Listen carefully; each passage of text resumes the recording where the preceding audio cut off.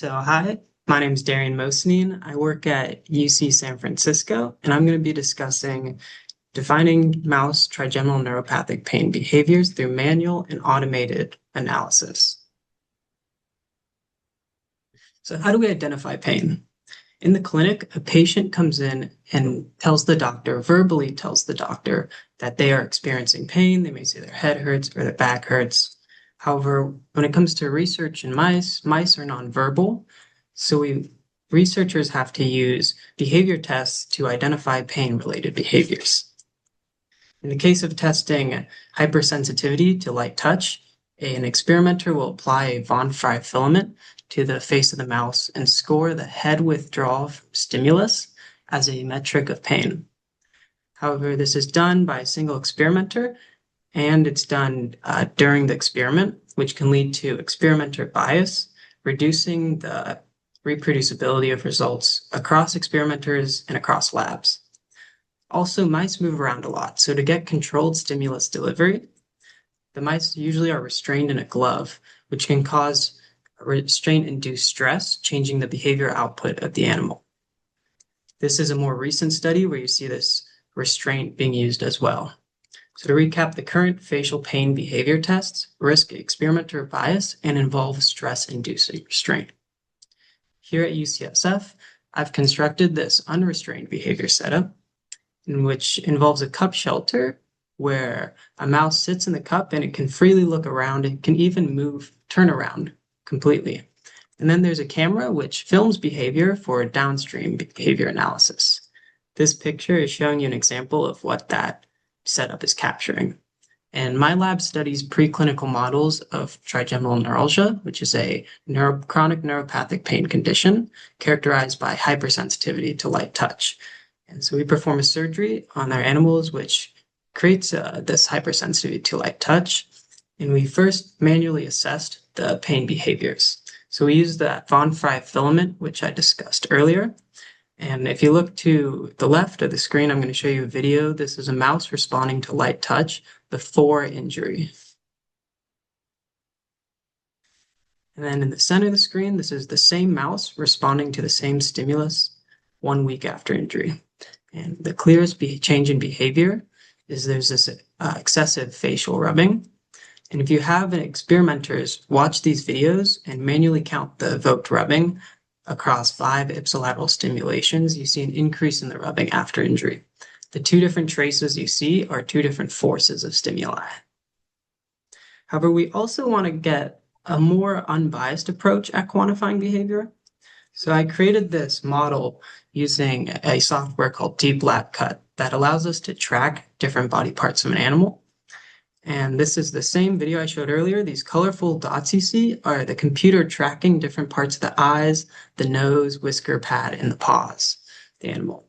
And we can then take this data, do computational analysis, and we find that the movement of the head increases after injury. And we see this increase in head movement last out 20 weeks after injury, which is a surprising result to me. We find that these identified pain behaviors are also treatment responsive. We give the first-line treatment for trigeminal neuralgia, just carbamazepine, and we see a reduction in the face rubbing after stimulus, and we also see a reduction in that head movement. So to conclude, I've shown that we've identified treatment-responsive facial pain behaviors in unrestrained animals using manual and automated analysis, and we provide a behavior platform that allows the quantification of craniofacial pain behaviors with reduced bias. And this can be used for other pain disorders of the face, such as jaw pain and migraine. And with that, I want to acknowledge my lab, the U Lab, and the Basbaum Lab, which I closely collaborate with sources. Thank you. Okay, great. Thank you, Darian. So I forgot to mention questions. So folks, any questions that you have, we want to hear from you. Please submit them into the chat. And when the judges are deliberating, we'll go through a lot of those questions. But I also wanted to ask our judges, I think we'll have time just maybe for 1 or 2 questions quickly after each presentation. So if any of the judges have a quick question or two, we can take that. I'll jump in real quickly. So a nice talk, Darian.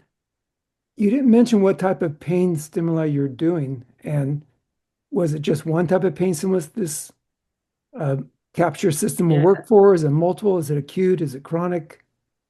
So yeah, what we are using is von Frey filaments, which it's actually an innocuous stimulus. So it only provides a light touch. So What was without the the injury presence, though? The the injury. injury is a neuropathic pain model. So it involves a constriction of the trigeminal nerve. Okay. Okay. If no other questions, we'll move on to our next presenter, who will be Sekun Park from University of Washington. So Sekun, if you can make your slides visible, that would be great. Yes, hello everyone. Can you hear me? Yes, perfect. Yep. Let's see. See whether I can share.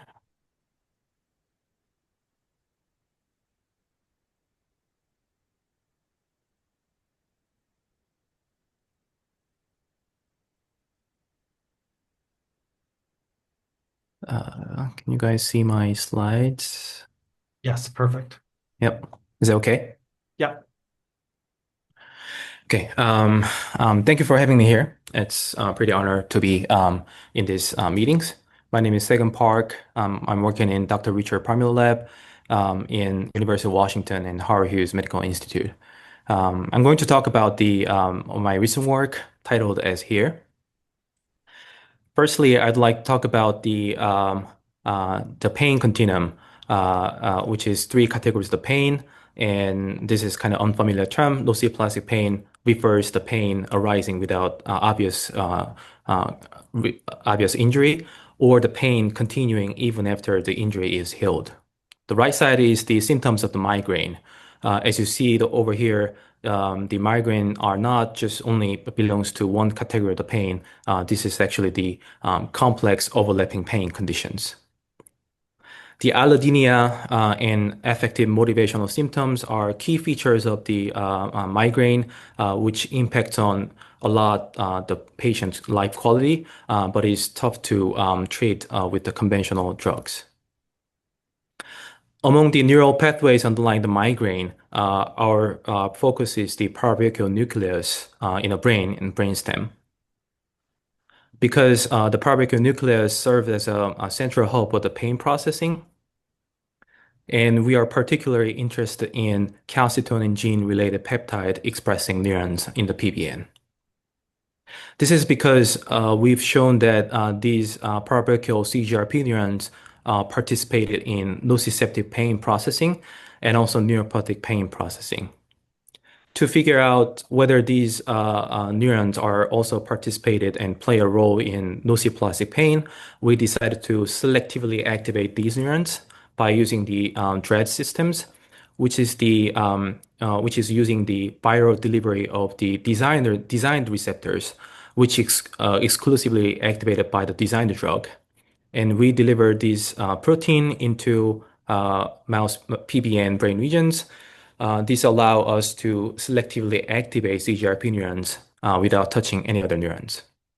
And then we apply the bone fry test to see these kind of mouse power withdrawal behaviors to judge their pain threshold. When we selectively activate these neurons, you can see the orange line shows like a dramatic reduction of the pain threshold compared to the control animals. And even particularly interesting for us is that not only just the activation, but even after the activation of these neurons, the pain persists at least 3 to 4 days. This is pretty striking to us because the activation only gonna last for 2 to 3 hours and it's gonna gone, but the new emerging pain made by just activation of these neurons. These are, for us, these are clear sign of these neurons are driving nociplastic pain. So we wanted to investigate what happened in these neurons. So we decided to do single-cell RNA sequencing to see the gene expression profile of these neurons, and we figured out the BDNF, the brain-derived neurotrophic factor, is increased and sustained in these brain regions during the nociplastic pain. So we wonder whether we can apply this same principle to the migraine model. So we used the nitroglycerin-induced migraine model, which is the vasodilator and induces migraine-like phenotype in the animals. And I genetically deleted the BDNF gene that I found in the sequencing in these animals and induces same nitroglycerin-induced migraine. As you see over here, different to the control animals, the BDNF conditional knockout animal recovers much faster after the nitroglycerin-induced pain. So our study identifies key brain nodes, which is PBN, and the key genes BDNF that mediate migraine-like pain responses, and it highlights the potential therapeutic targets for the migraine. We are also working on the circuit, but because of the time, I can't tell about that. Lastly, I want to tell this is a Starry Night by the Vincent van Gogh. It is well known that Vincent van Gogh suffered chronic migraine in his entire life. This is maybe the reason why people like this picture, like this art, could be we can feel how he is suffering from the disease. So I'm hoping that our study could be helpful for the migraine researchers to find a treatment. Thank you. All right, great. Thank you so much. Judges, a quick question? Anyone has? No? Okay, if not, let's move on to our next presenter, which will be Saurav Gupta from the University of Alabama at Birmingham. Saurav, if you want to make your screen visible, please. Let's see. Saurav, are you there? Let's see. Yeah, you're muted, Saurav. Oh, I'm sorry. Yeah, I'm trying to share my screen. Okay.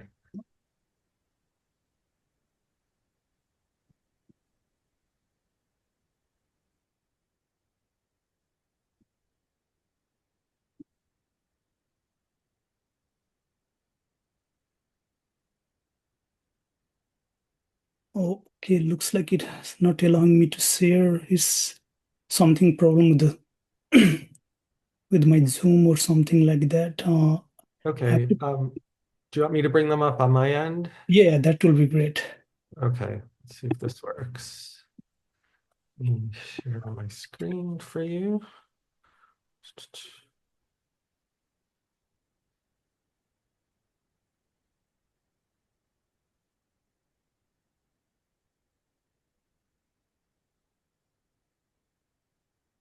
Okay.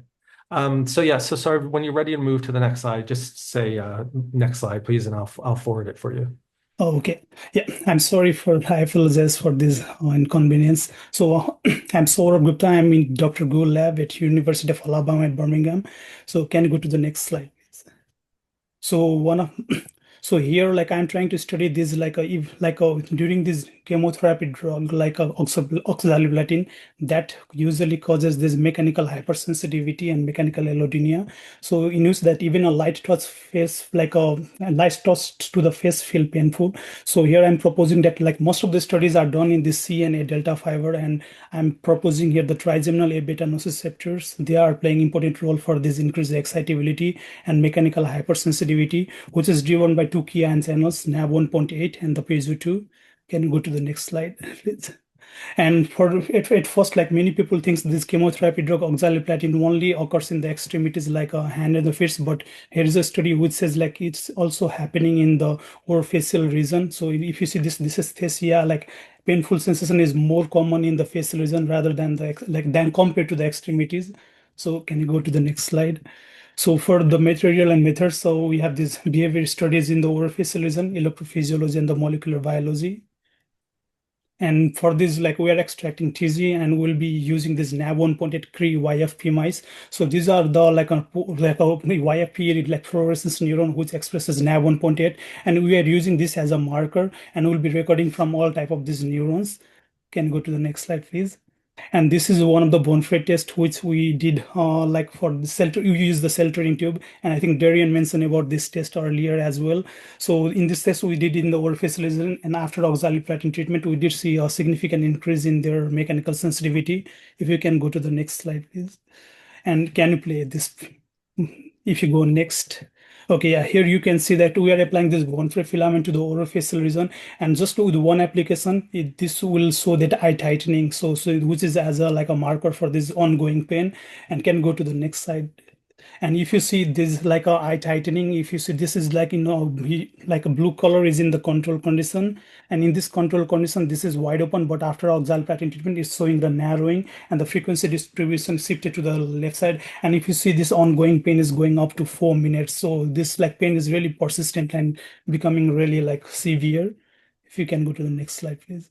And for that, we will be measuring this conduction velocity, how to identify these fibers. So we'll be doing this patch clamp recording from these like all randomly selected neurons. And while looking on by measuring the conduction velocity, we did not see any significant change in the in their conduction velocity. For here, we did not see major changes in the C and A delta fiber, but we see major changes in these A beta fibers, and these all are NAV1.8 positive A beta fibers.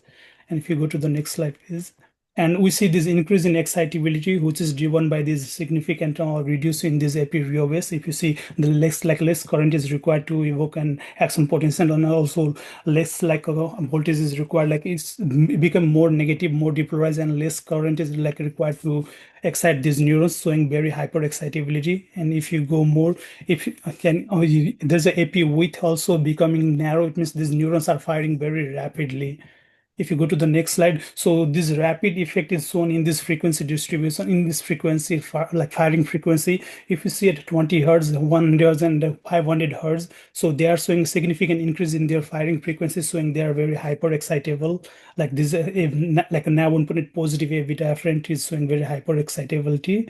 And if you go to the next slide, we want to know about which ion channels is playing role. For that, we did see a significant increase in their inward and outward current. But here we're looking on this total sodium current. It did so increase in the total sodium current while blocking this outward current. And also while applying the tetrodotoxin, we did see a significant increase in this tetrodotoxin resistant sodium current and tetrodotoxin resistant sodium current. And we see this the decay of this sodium current is more likely rapid, and we think this should be driven by the NAV1.8. And if you move forward, so here we have developed a process to how to collect this single neuron. So by collecting 6 neurons in one aliquot and looking on the mRNA expression, we did see a significant increase in the NAV1.8 mRNA expression. And if you go to the next slide, please. And here we want to see what is the effect in this A beta LTMR, which are involved for light sensation. And interestingly, we did not see any change in the excitability in this A beta LTMR after oxaliplatin treatment. And and now we see like here we'll see in this NAV1.8 negative A beta, these are the mechanical activated current which their usual response. And if you see the threshold in this NAV1.8 negative A beta, they are around 4. And while looking on the NAV1.8 positive A beta in the control group, did not show any mechanical activated current, but after oxaliplatin treatment, those neurons start to give mechanical activated current, and we did see a significant increase in this mechanical activated current as well. And also the threshold displacement, if you see on the threshold displacement that after oxaliplatin treatment, they significantly reduce, and it matches the threshold displacement of this NAV1.8 negative A beta, showing the same light touch which give you the touch sensation now is also producing the pain sensation. And we see this is driven by this piezo-2 mRNA, and also see increase in their expression of this piezo-2 mRNA expression in these NAV1.8 positive A beta neurons. If you can go to the next slide. And here we see that this NAV1.8 positive after oxaliplatin treatment showed increase in excitability, and also see increase in this NAV1.8 expression and increase in the mechanical activated current as well as the piezo-2 expression, which result into mechanical allodynia, mechanical hypersensitivity, and heightened pain sensation. And next slide, please. And this research explains how light thrust to the face can trigger severe chronic electric shock-like pain in trigeminal neurology and diabetic neuropathy, and targeting this neuron may enable development of new therapeutic treatment. And I'd like to thank my PI and the funding sources. Yeah, any questions?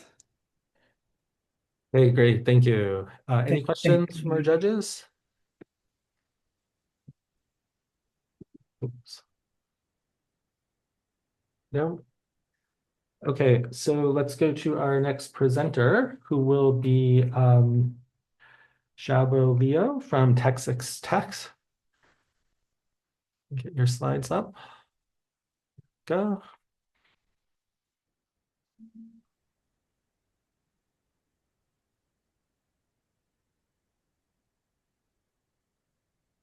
Hello, everyone. Can you hear me clearly? Yes. Okay. Hi, I'm Xiaobo Liu from Texas Tech University Health Sciences Center in Dr. Shen's lab. And today I'm presenting goji berry ameliorates pain and restores neuroimmune and neurotransmission signaling in an LPS-induced chronic fatigue-like rat model.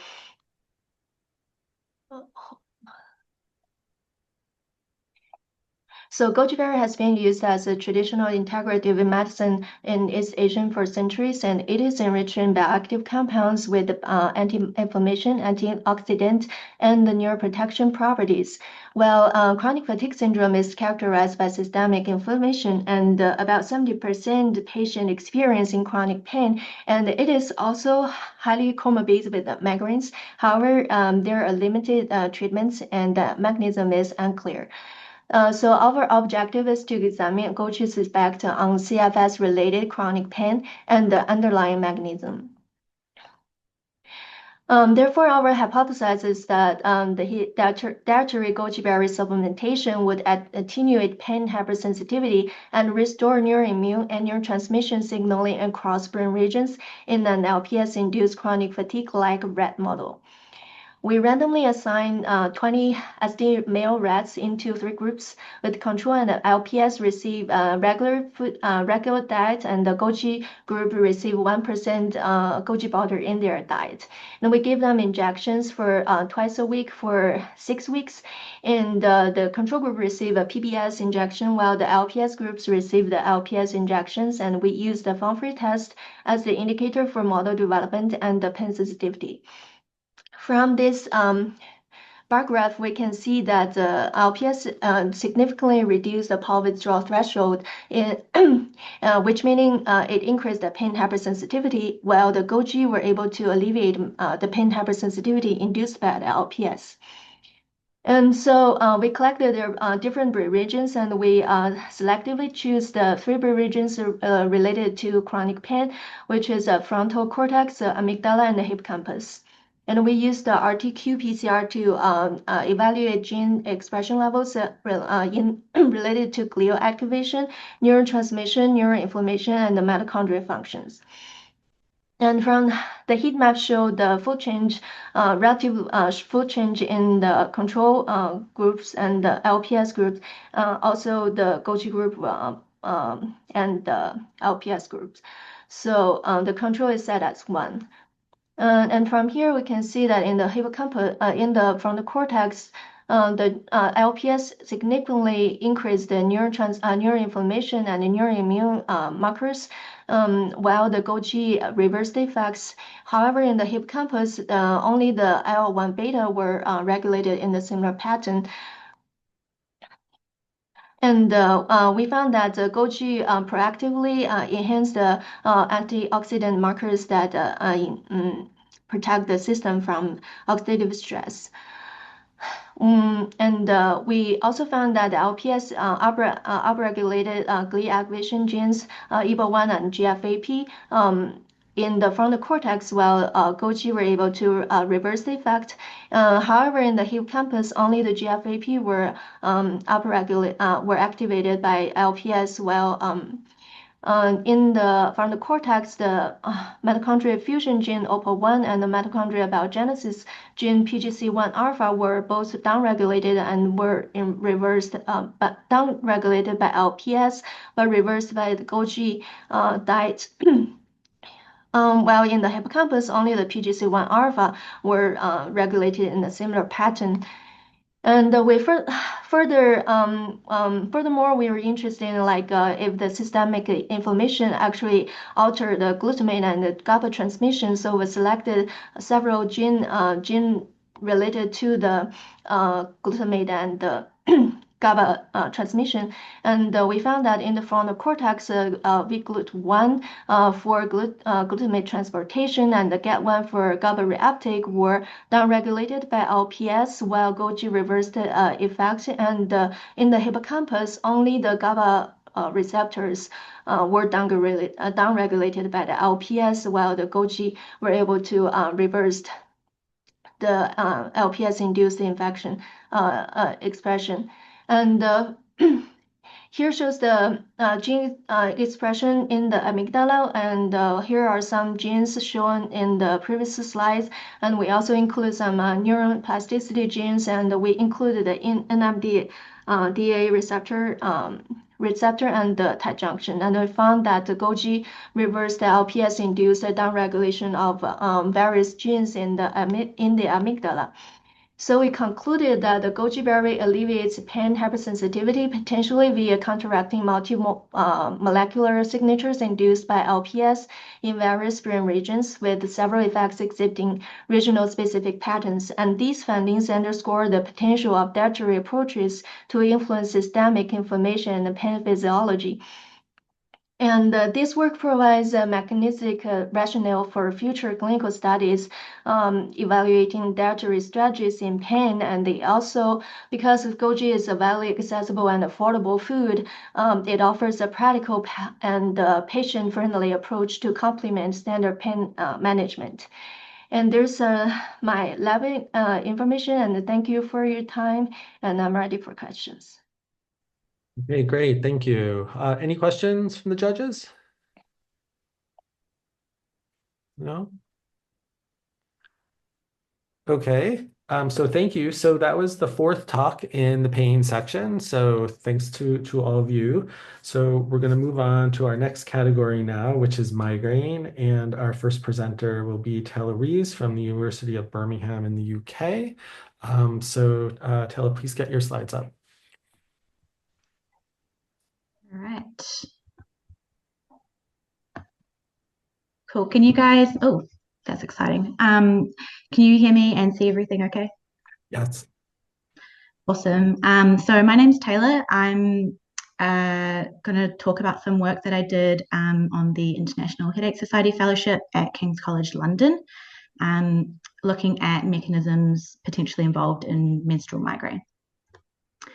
So menstrual migraine or menstrually related migraine is attacks that occur within 2 days of the onset of menstruation, before and after. This period is characterized by decreasing progesterone and estrogen levels and coinciding with an increase in attack frequency.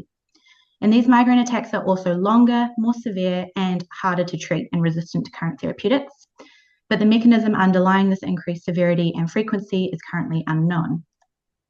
So what we do know is that calcitonin gene-related peptide, or CGRP, is a key neuropeptide involved in migraine attacks and is highly expressed throughout the trigeminal vascular system. It has two forms, alpha and beta CGRP, which potently activate the CGRP and amylin receptors.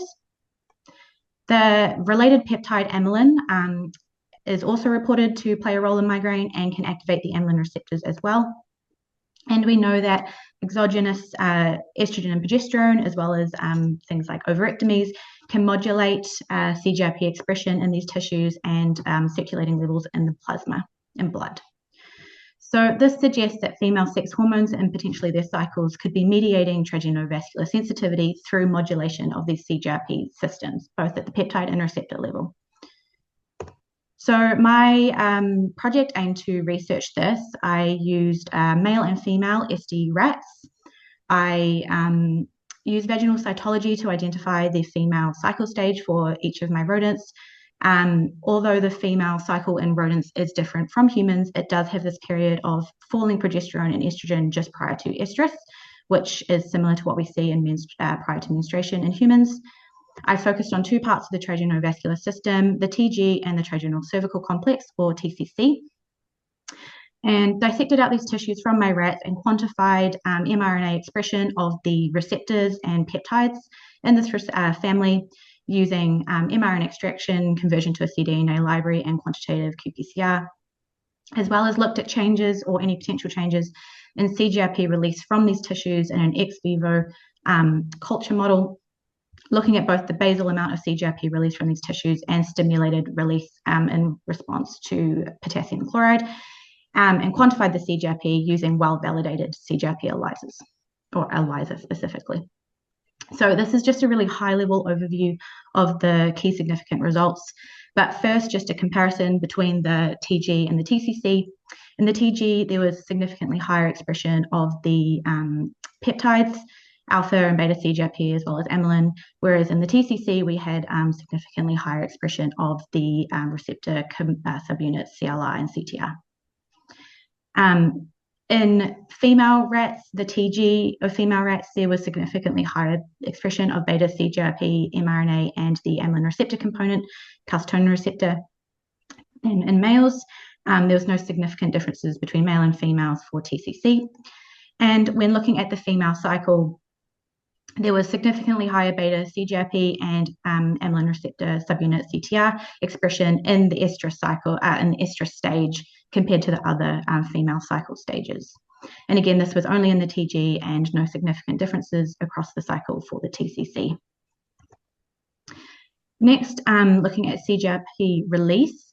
In the TG, there was no difference in the basal amount of CGRP release between male and females, but when the tissues were stimulated with potassium chloride, there was a significant or significantly greater amount of CGRP release for the tissue from females.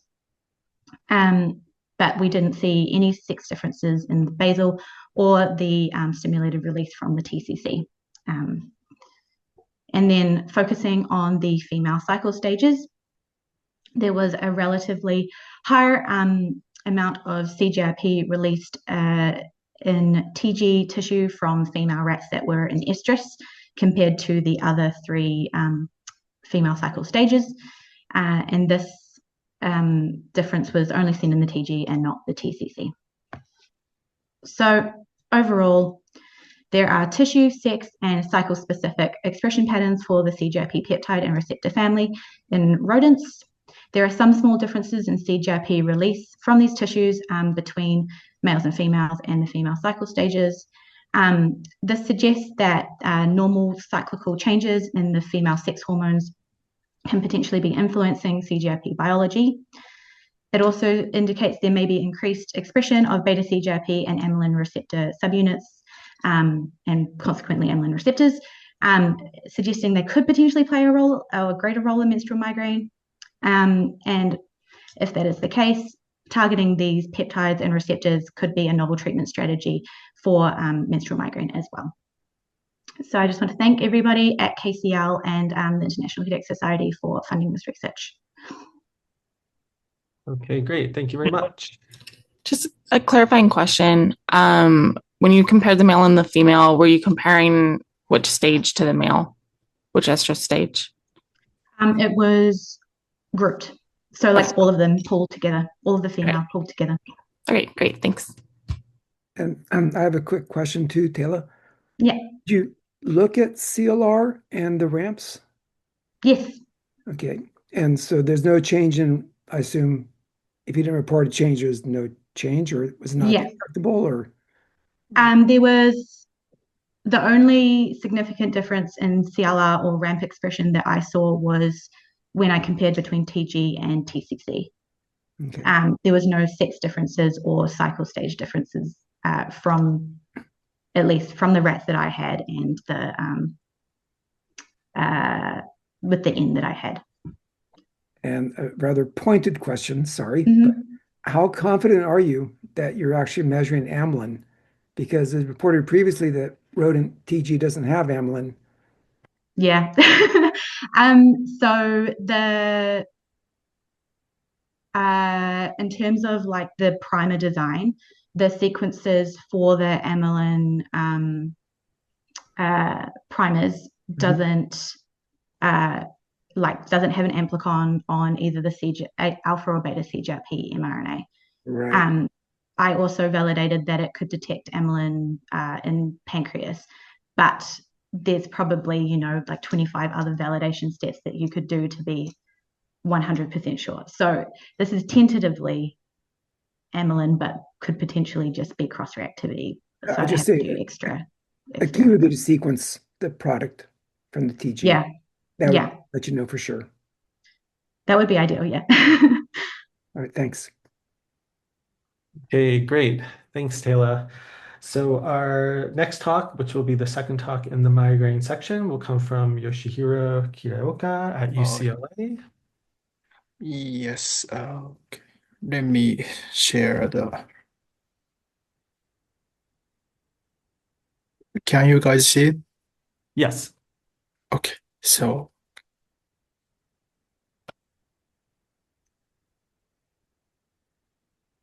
hi everyone. So I'm Yoshihiro Kitaoka. So a postdoctoral researcher at the UCLA School of Dentistry. So today, I will talk about cannabinoid. Title is so cannabinoid actions on sensitized neural nociceptors in a mouse migraine-like pain model. Let's get started. Migraine is a debilitating neurological disorder. Cannabinoids acting on GIO-coupled cannabinoid 1 and 2 receptors alleviate migraine symptoms in humans and in animal models. However, side effects mediated by CB1 receptors in the central nervous system limit their widespread use. We developed a synthetic peripherally restricted cannabinoid, PRCB agonist, that do not cross the blood-brain barrier. The red PRCB, PRMNI, suppress the chronic pain symptom in the preclinical models with minimal CNS-mediated side effects or tolerance development. We used a non-invasive mouse model of dural stimulation to induce migraine-like pain symptoms of periorbital allodynia and latent sensitization to mild stimuli. We used a 5-week-old female C57BRAC6J mice for all experiments. We performed supradural injections through the cranial suture at the bregma. We injected the saline at either pH 6.0 or 7.4. Our second injection with the pH 7.0 saline was administered 72 hours later. Periorbital mechanical sensitivity was assessed using foam fly filaments in unbiased behavior experiments. pH 6.0 solution caused pain, and pH 7.0 solution mild stimuli caused latent sensitization. We also performed whole cell patch clamp recordings on flow gold positive trigeminal ganglion neurons. We used the drug PRMNI, CB1 receptor antagonist 18A, CB2 receptor antagonist SR144528, and so selective CB2 receptor agonist RNB61. Co-treatment with the PRMNI prevented both acid-induced hyperalgesia and latent sensitization. Blockade of CB1 and CB2 receptor activation. These effects were blocked by the CB1 and CB2 receptor antagonist, indicating that both receptors are required. In contrast, a selective CB2 receptor agonist alone was ineffective, and post-treatment with PRMNI did not reverse latent sensitization. Next, we examined electrophysiological responses. Most flow gold positive trigeminal neurons were IB4 positive, indicating they are pain-sensitive subpopulation. All flow gold positive neurons exhibit the characteristics of A delta type and C type nociceptors. Acidic stimulation revealed the enhanced depolarizing response in neurons from pH 6.0 pre-treatment mice, indicating sensitization of acid-sensing ion channels that likely underlies the behavioral hypersensitivity. We also began investigating a PRMNI effect on TG neurons and showed that PRMNI reversibly decreased short-time stimulation responses to pH 6.0 or flow gold positive TG neuron from mouse that received the supradural pH 7.4 injection, but not pH 6.0 pre-treated group. RNB61 did not decrease those responses in the two groups. In conclusion, acid-sensitized dural nociceptors are a major contributor to the migraine-like pain triggered by the mild stimuli, which can be prevented by but not post-treatment with a peripherally restricted cannabinoid receptor agonist. CB2 activation alone is insufficient, and once sensitized, combined CB1 receptor and CB2 receptor activation loses efficacy. So these findings provide insight into migraine mechanism and transition from acute to chronic pain, and may guide the development of safer migraine therapies. Thank you for attention. Great, thank you, Yoshihiro. Any questions? No questions? Okay, if not, let's move on to our third talk in the migraine category. This will be Shiva Nimat-Gorgani from UT Dallas. Please go ahead and make your slides visible.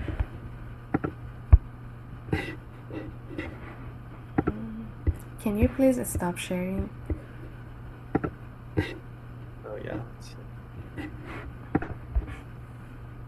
Okay, thank you.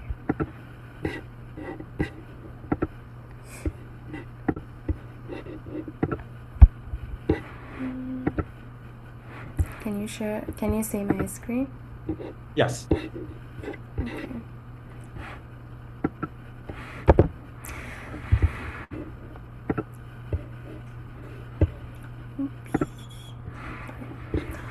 Hi everyone, today I'll be presenting my project which focuses on the effects of multiple therapeutic compounds on migraine-like behavior induced by repetitive restrained stress in mice. Stress is one of the most common triggers for migraine and reported by about 70% of patients. In our lab, we have developed a mouse model of repeated restrained stress. Following this repeated restrained stress, the mice develop migraine-like behaviors that persist for several days. However, it remains unclear whether these early post-stress behaviors respond to acute migraine treatments. Establishing these pharmacological responses is critical for validating the model. So we hypothesize that if this early post-stress hypersensitivity in mice is truly a migraine-like response, then drugs that attenuate migraine attacks in patients should also stop or reduce these migraine behaviors in the mice. To test this hypothesis, we use female mice subjected to our repeated restrained stress preclinical migraine model, in which animals were restrained for 2 hours per day for 3 consecutive days. After the last day of stress, mice were treated with sumatriptan, olcegepan, ibuprofen, SNC-AT, which is a delta opioid agonist, delta opioid receptor agonist, or diazepam. Then we assessed migraine-like pain behaviors using periorbital warfarin testing to measure mechanical hypersensitivity or cutaneous allodynia by applying warfarin filaments to the periorbital region along with the facial grimacing. After the animals returned to baseline, typically by day 14, we administered a low dose of sodium nitroprusside, a nitric oxide donor, to determine whether prior stress exposure primed animals to be more sensitive to a future migraine trigger. Now I'll move on to our results. The left graph shows periorbital warfarin testing, where lower values indicate increased pain sensitivity and higher values indicate reduced sensitivity. And the right graph shows facial grimace score. As expected, repeated stress shown by the black line indicating pronounced hypersensitivity. Both sumatriptan and olcegepan, which you can see in the red line, attenuate stress-induced periorbital hypersensitivity during acute phase and priming phase.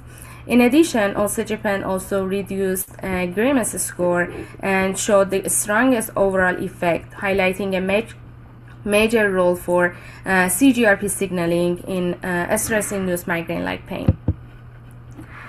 Next, we administered ibuprofen. As shown in this graph, ibuprofen significantly reduced preorbital mechanical hypersensitivity, suggesting that inflammatory processes following stress contribute to migraine-like pain.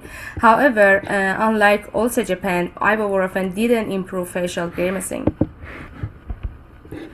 Following ibuprofen, we also tested SNCAT. SNCAT significantly reduced mechanical hypersensitivity, suggesting that delta opioid pathways can attenuate stress-induced migraine-like pain. In contrast, diazepam, an anxiety drug, had no effect on either mechanical hypersensitivity or facial grimacing. This supports the idea that these behaviors reflect migraine-like pain specifically, rather than general stress or anxiety. As a conclusion, our study validated the repeated restraint stress model as a reliable preclinical model for evaluating migraine-like pain and therapeutic responses.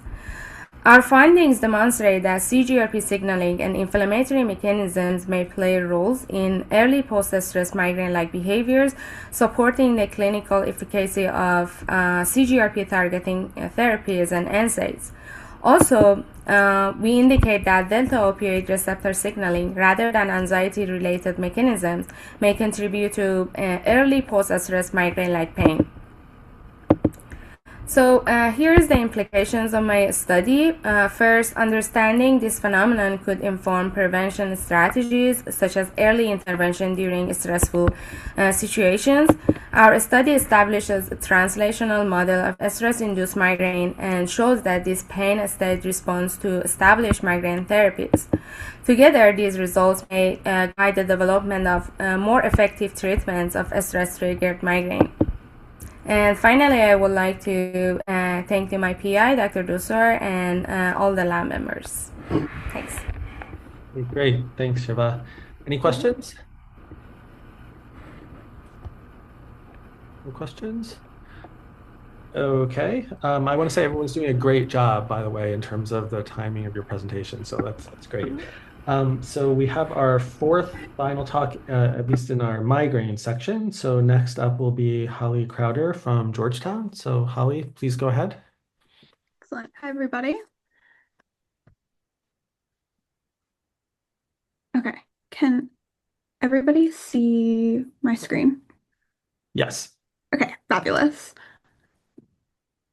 Awesome. So for my project, what we were looking at was how migraine symptoms and also the thickness in the visual cortex changed in veterans with Gulf War illness following a low glutamate diet. And so just to kind of start with a little bit of background information, Gulf War illness, or GWI, is a chronic service-connected condition that affects approximately 30% of all veterans who served in the 1990 to 1991 Gulf Wars. And it is a condition that has a very significant disease burden that's characterized by symptoms such as musculoskeletal pain, fatigue, GI issues, and neurological symptoms, including migraine. With prior studies suggesting that as many as 64% of veterans with GWI experience migraine. And so this migraine component is really what led us to wanting to look at glutamate in the visual cortex. And so in terms of glutamate, prior research has found that people with migraine have higher levels of glutamate in the visual cortex using spectroscopy. And we also see this finding in GWI. In GWI, the thinking here is that some of the neurotoxic exposures, so chemicals that they were exposed to during the war, may have increased the permeability of the blood and brain barrier, which is then going to allow for dietary glutamate to enter the central nervous system, start causing overexcitation, and ultimately neuroinflammation and cell death. And so to combat this, we piloted a study in which we administered a low glutamate diet where we're going to eliminate foods that are high in free glutamate. So that's glutamate that isn't bound to an existing protein. So really what that looked like is eliminating a lot of food additives such as MSG, yeast extracts, and also some natural sources as well. So it's found in things like cooked tomatoes, mushrooms, soy sauce, that kind of thing. And then additionally, we're going to increase foods that are high in antioxidants and other micronutrients as well. So it's primarily going to be a whole foods diet. And so when we piloted this in 40 veterans for just 4 weeks, what we found is that there was a really significant drop in the proportion reporting having had a migraine in the prior week. And so this number dropped from 57% all the way down to 12.5% after the diet. And very interestingly, we did not see the same thing happen with regular headaches, which we think really points to this migraine component being something of interest to us. It's not surprising. And then when we looked at the cortical thickness, so that's going to be the distance between the edge of the white matter and the gray matter, we found that following 4 weeks on the diet, the visual cortex, so the regions in red right here, were significantly thinner following the diet. So that thickness was reduced in the visual cortex. And so at this point, right, we've shown that there is a change in thickness following the diet, but what we didn't quite know at this point was whether it was something that was abnormal to begin with or kind of why this was happening. And so next, what we wanted to do was compare Gulf War veterans to healthy controls. And so like the research has shown time and time again, Gulf War veterans, we found that they experienced significantly higher rates of having migraine than their healthy controls. But the interesting thing here is that we did find that they had a significantly thicker right visual cortex as compared to the healthy controls. And so altogether, this kind of contributes to a growing body of research that is implicating this glutamatergic excitotoxicity, so this overexcitation as a result of glutamate, as the potential mechanism that might be driving both GWI and migraine. So we wrapped up a phase 3 clinical trial just recently in December, in which we did collect more robust measures of headache and migraine. And so our goal here is to try to get an understanding of what some of the characteristics of this improvement were. And then we're also going to be piloting it in people with migraine from the general population, so non-veterans, to test its effectiveness in a more like heterogeneous migraine sample. And we're really excited about that based on the implications it has as a non-pharmaceutical treatment. And lastly, I'd just like to thank our collaborators over at American University in the Nutritional Neuroscience Lab, Dr. Katie Holton. She's the PI who headed the clinical trial, and then the remainder of my lab at the Center for Functional Molecular Imaging. Okay, great. Thank you. Any questions from the judges? Yeah. I have a question.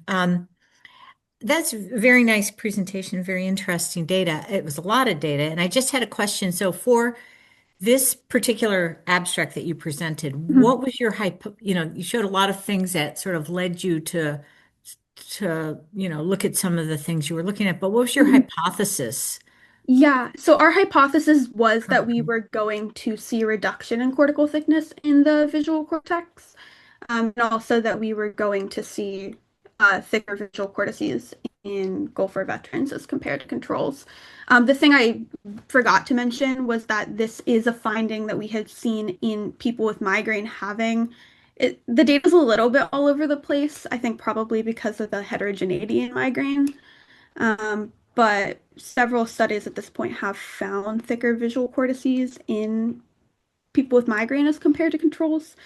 So we thought it was probable that we might see that as well. Okay. All right. Thanks. I had a question also. The diet change you saw, how long were you on? 1 week on the diet? 4 weeks. 4 weeks on the diet. And were these people having a high glutamate diet beforehand? Yeah, they oh, sorry to cut you off. No, that's okay. I just remember they eating MSG a lot, having Chinese food every night.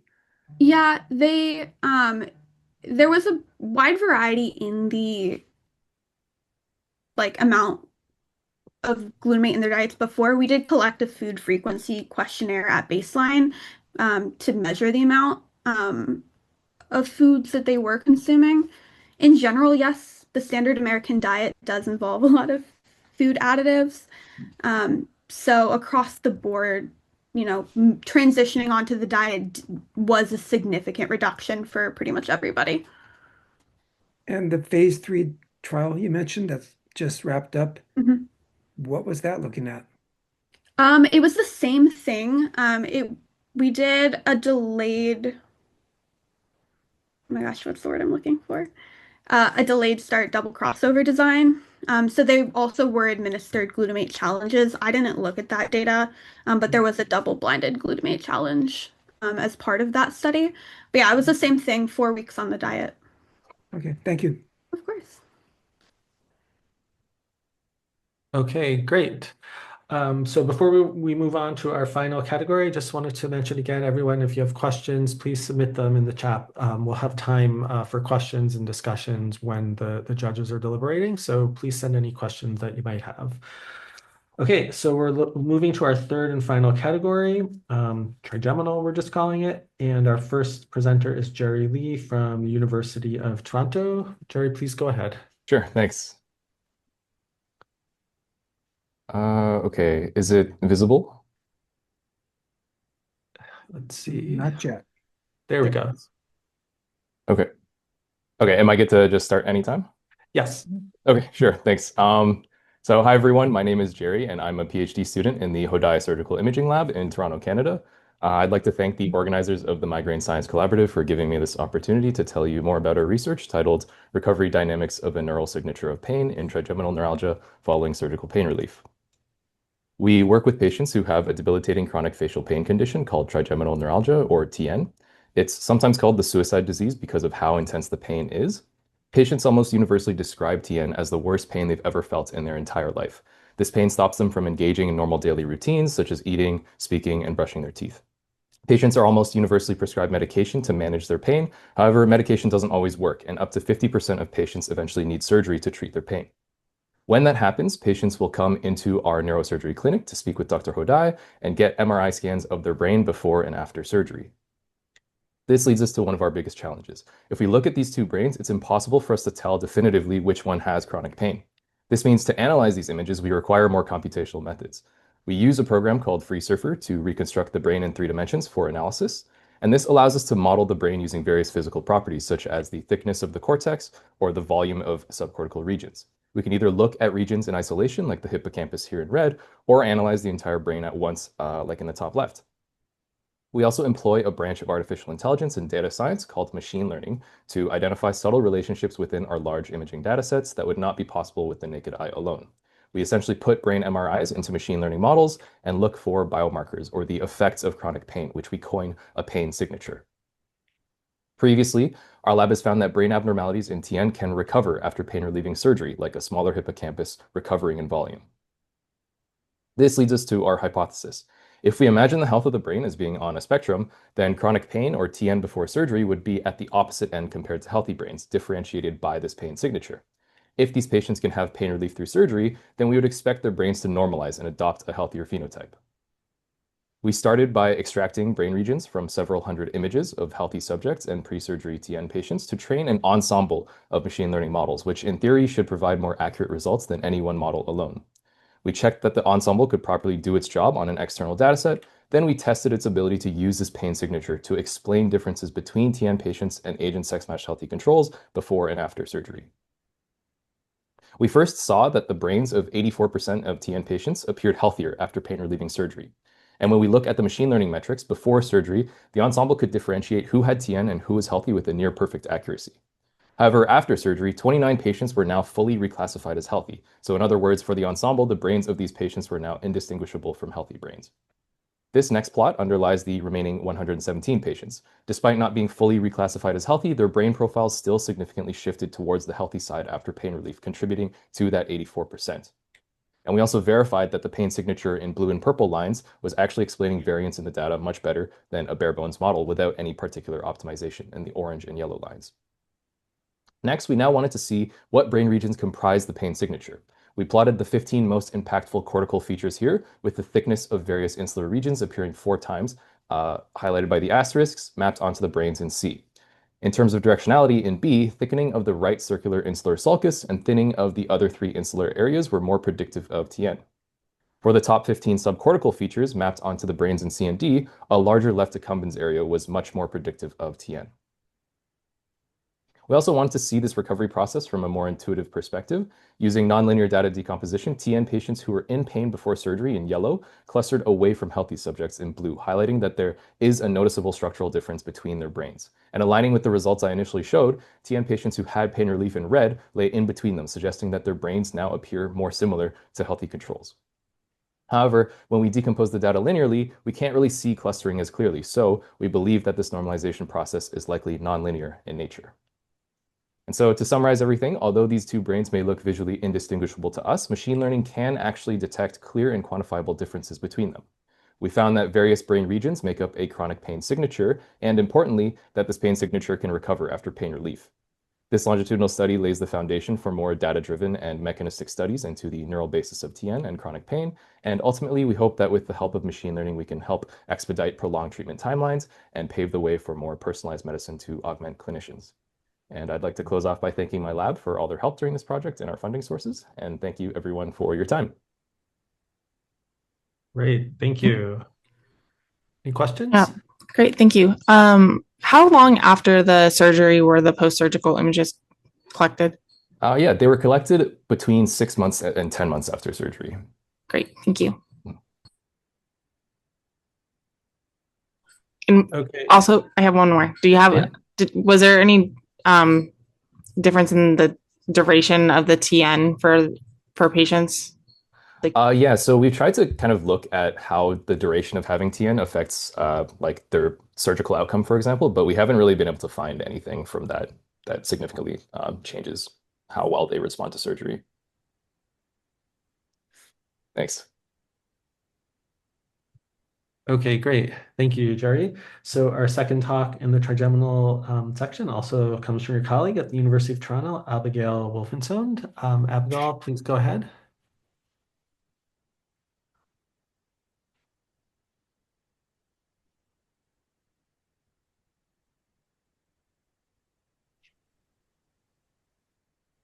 Oh, is my hello? Hello, we can hear you now. Hi, sorry about that. No I'm just going worries. to share my screen.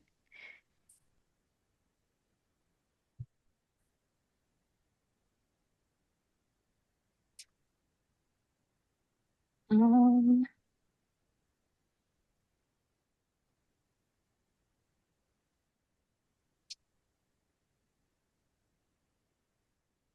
okay. So you see my screen okay? I do not see the slides. There we go. Oh no. There we go. Yeah. Oh, everything's working? Yeah, I can see the slides now. Okay, great. Let me know if there are any issues or anything. Am I good to go? Yes, please go ahead. Great, thank you. So, hi everyone. My name is Abigail Wolfenson. I'm a master's student at the University of Toronto, and today I'm going to be sharing some of my research with you. So I'm going to start off with an analogy.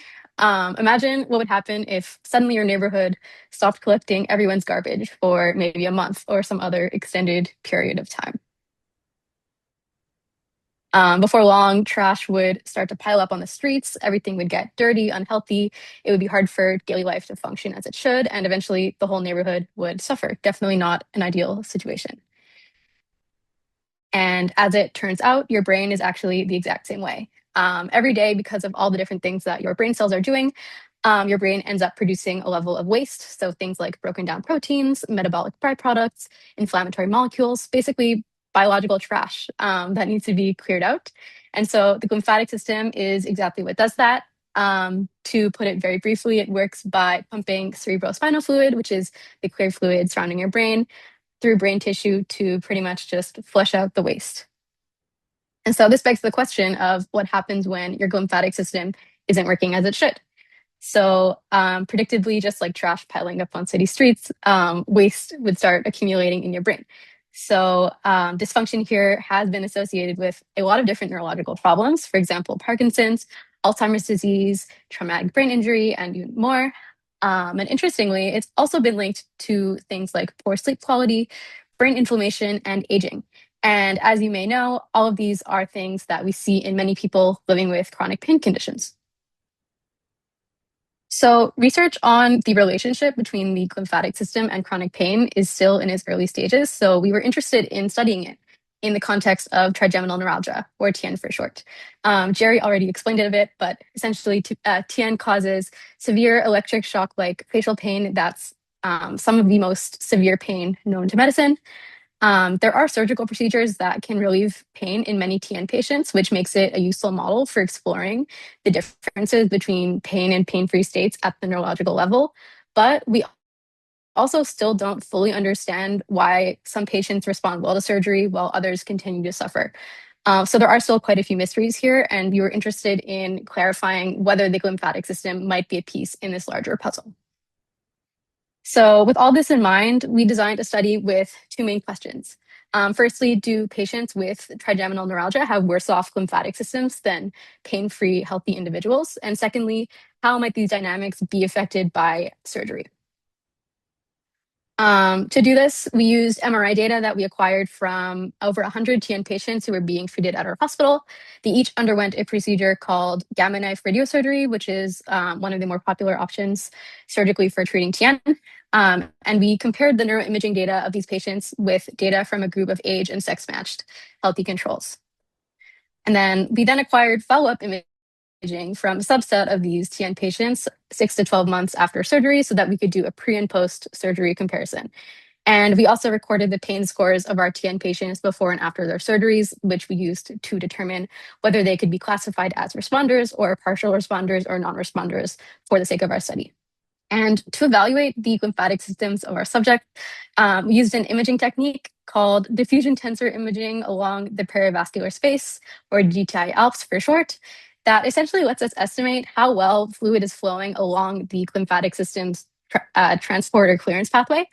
And to make a long story short, a lower DTI-ALPS index is thought to mean worse glymphatic clearance. Sorry, my earbud. So what did we find? Well, firstly, we found that prior to surgery, our TN patients across the board had significantly lower DTI-ALPS indices, which, as I mentioned, means worse glymphatic clearance when compared to our healthy controls. And as it turns out, this is a trend that actually doesn't reverse in the 6 to 12 months after surgery. We still see a reduced glymphatic clearance. And this was the case regardless of whether or not the surgery helped with the patient's pain. So whether they had complete pain relief or no pain relief at all, we still didn't really see any significant improvements in the glymphatic systems of these individuals. So what does this all mean? Well, to kind of conclude everything, we found that people living with chronic facial pain experience persistent disruptions to their glymphatic systems, which is giving us new insight into maybe the relationship between the glymphatic system, chronic pain conditions, and overall brain health, which is something that's relevant not only to TN, but also to other chronic pain conditions, including pain conditions that are related to the trigeminal nerve, like migraine. And so glymphatic dysfunction could be a potential chronic pain biomarker to explore, which may open up new avenues in the future for strategies that support brain clearance mechanisms and will hopefully help to improve neurological health and enhance patient outcomes. Thank you so much to the HODAI Lab and for everyone for listening. Thank you.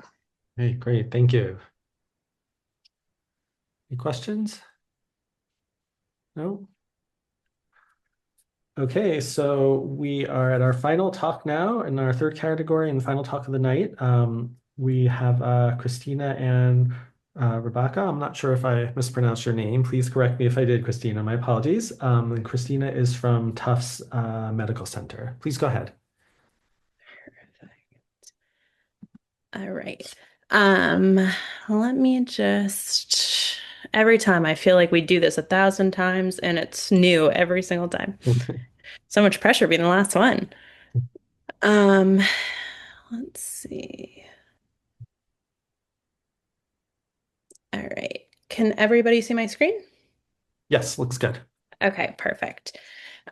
So my name is Christina Ripka, and I'm a postdoc at Tufts Medical Center, and I'll be talking about the structural characterization of N and O glycans of the trigeminal ganglia of male and female mice. Now, I'm in the ophthalmology department, and my work primarily focuses on the trigeminal ganglia because it's a peripheral nervous system structure where a lot of the sensory neurons from the cornea actually originate. And because of this, the goal of my work is to understand what type of carbohydrate structures, known as glycans, actually coat these neurons. Now, glycan structures are very diverse, as you can see, and what residues are attached, like asparagine or ceramine, allow them to be categorized into different types, such as N-glycans or O-glycans, which are primarily what I'll be talking about today. But these glycans have been shown to play a critical role in neural activity, as well as cellular communication. However, no studies have really categorized what glycans are present in the trigeminal ganglia. So therefore, this was really the question that we sought to answer. Now, to help try to answer this question and categorize the glycans that were present in the trigeminal ganglia, we collected the trigeminal ganglia from male and female healthy mice.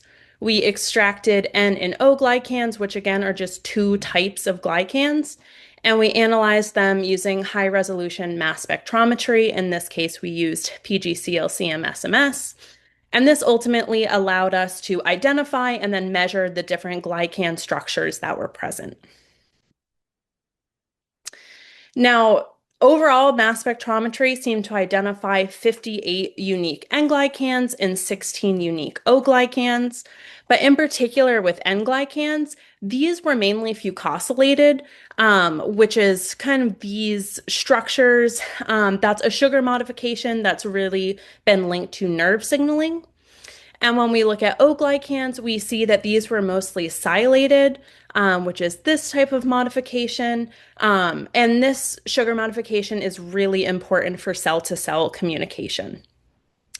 Now, interestingly, the only sex difference that we found was in N-glycans, and it was in this core fucosylated structure. But this was the only sex difference that we found in N or O glycans for any of the structures that we evaluated. So overall, it seems that the glycan profile of the TG seems to really strongly resemble that of the brain, as well as really just showing these really minimal sex differences. Now, no previous work has profiled the glycans within the TG, so this work really just aims to be the first comprehensive profile of these structures and allows us to establish that a baseline for how healthy sensory neurons are glycosylated, as well as opening the door to studying how changes in glycosylation might alter nerve sensitivity or responses to injury and inflammation. We also know that fucosylation and sialylation, which were those two main modifications that we saw, are already known to alter ion channel function as well as pain signaling. So if we see that glycans might shift during inflammation or injury, then this could affect how easily trigeminal neurons activate, which of course could potentially contribute to migraine initiation as well as amplification. Now, because trigeminal ganglion is central to migraine pathophysiology, ideally our findings hope to identify glycan modifications that influence trigeminal neuron excitability. More broadly, we're hoping that by understanding the glycan makeup, it could help to uncover new biomarkers of nerve dysfunction, as well as identify glycan-dependent mechanisms that could ultimately be targeted to reduce pain or abnormal sensitivity. And then importantly, there are also many other trigeminal sensory pathways outside of migraine that could be impacted by glycosylation changes. So this includes corneal pain, dry eye, neuropathy, post-surgical nerve dysfunction. There's a wide variety of alterations that could occur following glycosylation. Therefore, glycosylation seems to ultimately just represent a new and unexplored avenue for migraine research, as well as with just the sensory pathways, particularly in understanding how neuron sensitivity is regulated at a molecular level. And with that, I'd like to thank my lab.